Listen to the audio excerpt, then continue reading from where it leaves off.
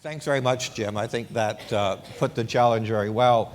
The importance of sustainable economics is being highlighted by a number of speakers so far in this conference. A couple of tensions came out in a couple of questions saying that, or implying that the changes required are enormous and we're not addressing them, and that's one of the questions which I think Jim has put to us. It was interesting. Rob Johnson and I met with a number of Canadian and American students that we have here at the conference this weekend. And it was one of the questions they put to us in terms of climate change, that this is a huge issue and yet it's not part of what we look at in our courses and in our classes. And a lot of the talk's very aspirational, but it doesn't get down to the specifics of what does this really mean.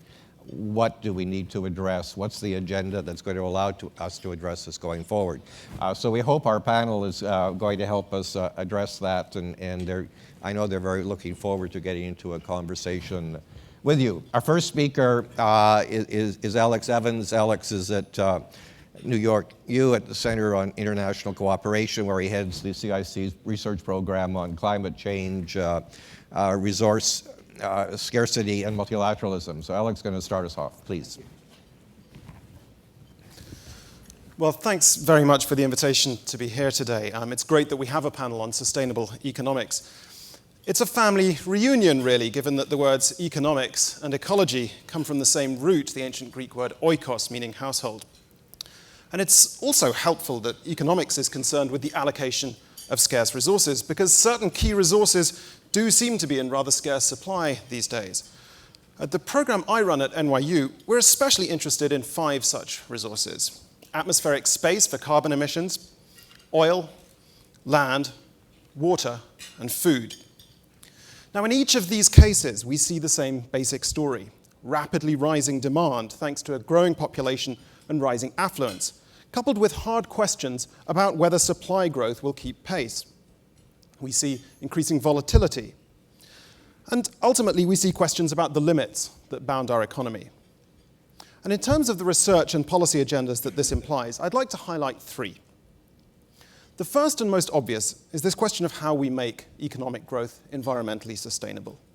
Now, ecological economics has, of course, already made numerous important contributions here.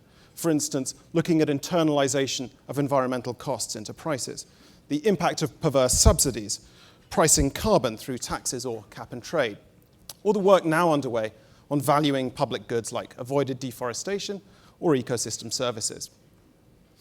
But looking to the future, I think 2 areas are especially critical for further work. One is the emerging debate between those who argue that the nature of the challenge is to decouple economic growth from environmental impacts, i.e. less carbon, less pollution, less waste per unit of GDP. And then on the other hand, those who go further and argue that in a world of finite resources, there are limits to economic growth per se. And perhaps we can come back to that one in discussion.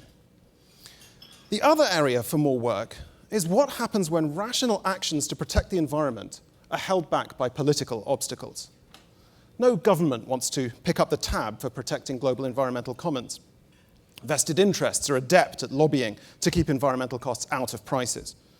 Governments, like Pakistan's at the moment, keep trying to remove food and fuel subsidies that they can't afford until the politics force them to back down. And I think that political economy analysis, to pick up the theme of this weekend's conference, has a crucial role to play in analyzing how policymakers can assemble coalitions that have an interest in making changes happen and can overcome these blockages. Now, this leads directly on to what I think is the second key theme in economics for a world with limits, taking seriously the questions of fairness that inevitably arise. Martin Wolf provided a neat summary of this aspect of the issue in a piece he wrote for the FT back in 2008, when he noted that, quote, climate change and energy security are such geopolitically significant issues because they bring back the question of limits. For if there are limits to emissions, there may also be limits to growth. But if there are indeed limits to growth, the political underpinnings of our world fall apart. Intense distributional conflicts must then re-emerge, indeed are already emerging, within and among countries, end quote. Now, we can see this happening now in fragile states, for example, where competition for access to land or water or other natural resources is already becoming a major threat multiplier. We can see it in the scramble for energy taking place around the world, in the trend towards so-called land grabs, and in other aspects of resource nationalism. And of course, we see it vividly in global climate policy. Stabilizing the climate will ultimately depend on defining a safe global carbon budget and keeping global emissions within it. But that also entails 192 nations agreeing how to share that carbon budget out between them. Now, in all of these instances, actors have a common stake in sustainable management of shared resources. They have the common problem of the risk of sliding into zero-sum games, but there's also the possibility that resource scarcity, climate change, and other challenges like this can prompt them to cooperate and create non-zero-sum outcomes. But crucially, those non-zero-sum outcomes depend on governance frameworks being seen as fair. So on climate change, for example, I've long believed that the only way countries will be able to agree on how to share out a global carbon budget is if there's a managed process of convergence to equal per capita entitlements by some agreed date, an approach Adair Turner also argued for when he chaired the UK's Committee on Climate Change. Now, admittedly, the politics aren't yet in place for such a radical approach, but then I don't think the politics are yet in place to solve the problem of climate change, period. If and when they are, I think that will in large part be because space has opened up for franker discussion of these fairness issues. I wish technology, innovation, and voluntary action alone would get us to where we need to get to, but unfortunately, I don't see the evidence for that. Now, the third key agenda here, finally, for me, is about dealing with the shocks, stresses, and volatility that come with a world where we're increasingly hitting the limits. We've already seen plenty of shocks of this kind in recent years, resulting from environmental degradation, climate change, and resource scarcity. Think of commodity spikes, or extreme weather, or food export bans, and so on. And this raises the question of how we can invest in resilience, especially for poor people who are disproportionately vulnerable. Now, within developing countries, this agenda is about governments, communities, and aid donors really scaling up work on areas like climate adaptation, social protection, and peace building, all areas that were largely overlooked in the Millennium Development Goals agenda. And internationally, we need to look at how to make the trade system more resilient in the face of security of supply concerns, through commodity reserves, mechanisms to manage the risk of food export bans, and so on. And we also need much more stress testing on institutions that are exposed to climate change and resource scarcity. How, for example, will changing precipitation patterns affect transboundary water sharing agreements? How will receding coastlines impact the UN Law of the Sea and its system of exclusive economic zones? Where will scarcity flashpoints create risks of violent conflict, and how can we prevent that?